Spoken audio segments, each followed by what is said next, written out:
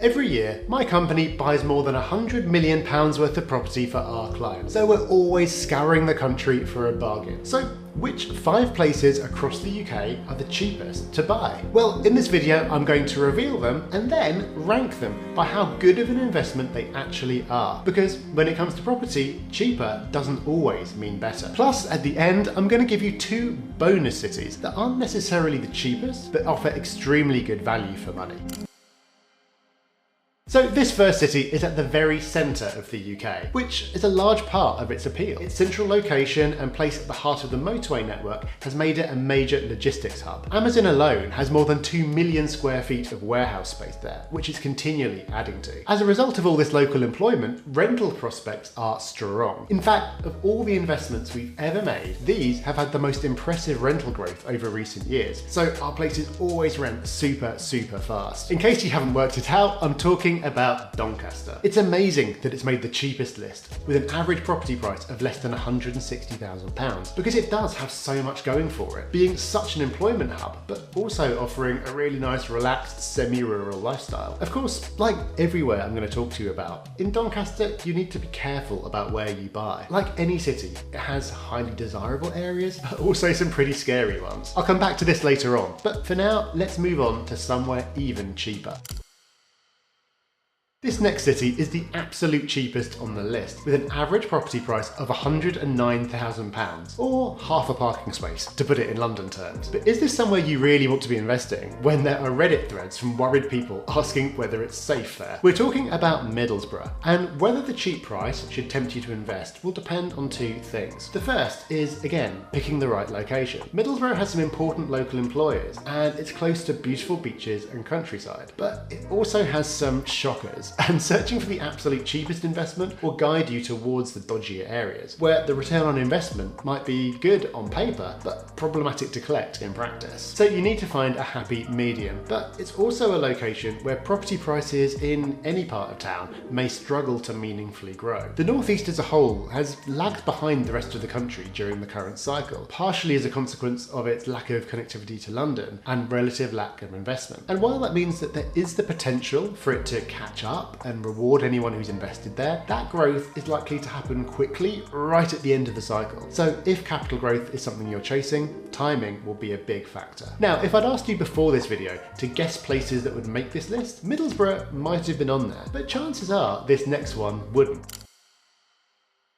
It's one of the very few places in the UK that's famous around the world. It's got an incredible history and major cultural significance, and it's just down the road from the major property success story of the last decade. And yet, the average property price is just £155,000, barely higher than the likes of Newcastle and Aberdeen. Does that mean that it's a no-brainer investment opportunity? Well, it could be, but you need to tread carefully, because I'm talking about Liverpool. And prices, even in Liverpool city centre, for the kind of glamorous investments that you also see in Manchester, are very low. But there are a couple of points to be aware of before piling in. The first is that one reason prices are low is that average wages in Liverpool are also low. So there may be less ability for prices to significantly rise than it first appears when comparing it to its neighbour. And also, new build developments in Liverpool come with a risk warning attached. I don't know why, but more schemes get into trouble in Liverpool than anywhere else. And despite knowing this and doing even stronger due diligence than usual, it's the only place we've ever had a deal go wrong in over 10 years. As you move away from the city centre,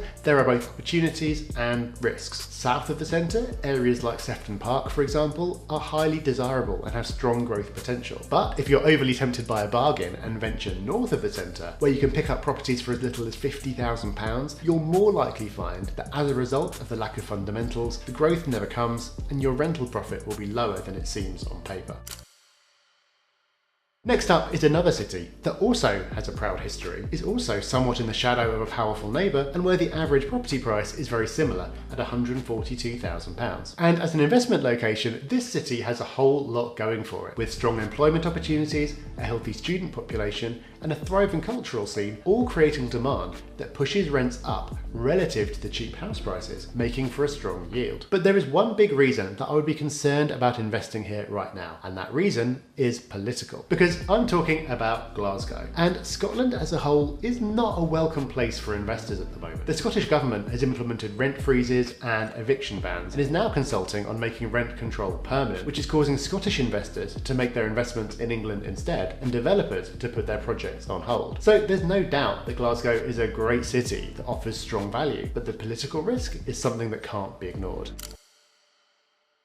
Our next cheap place to invest can owe some of its cheapness to the fact that it's an unfashionable place, to say the least. Once branded the worst place in the world by a sports star, it was voted as one of the top 5 worst places to live in the UK in 2021, but has now dropped to 48th place on the list. And the city is unfairly maligned, as it has a lovely, if small, historical centre, and is surrounded by some very attractive villages and open countryside. But the reason that the average property price is just £129,000 comes down to 2 factors that we've seen before: average wages, which are relatively low, and a lack of transport links, which leave it cut off from the rest of the country, although it does have direct rail links to London. I'm talking about Hull. Now, I've invested in Hull before, and frankly, they've not been among my best. That's partly because while the yields are very high on paper, the absolute rent levels are low, with rent for a 2-bedroom house being less than £500 in some places, meaning you need to own a lot of them to generate a meaningful profit. And at the moment, there aren't any major development plans in the area, so there isn't too much potential for property prices to suddenly shoot up there. So now let's do the controversial part of the video, where I rank these as investment areas. I'd definitely put Doncaster at the top of the list, as I believe it's got the most upside, followed by Liverpool, because if you make the right investment there, demand will always be strong and the rental returns are pretty good. After that,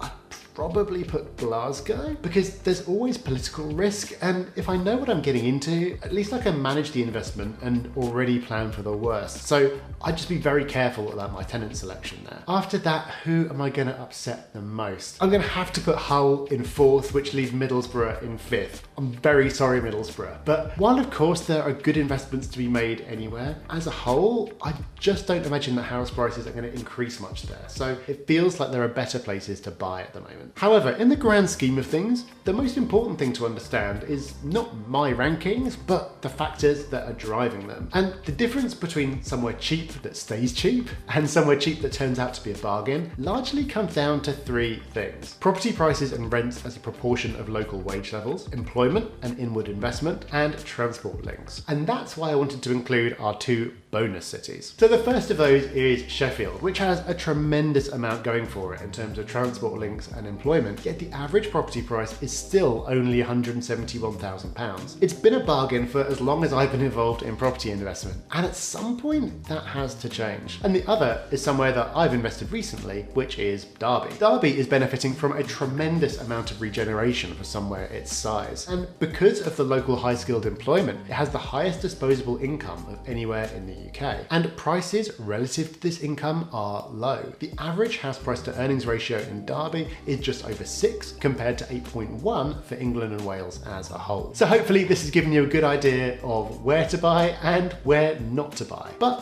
when should you do it? Is it a good idea to buy now, or would it be better to wait? Well, watch this video next to find out.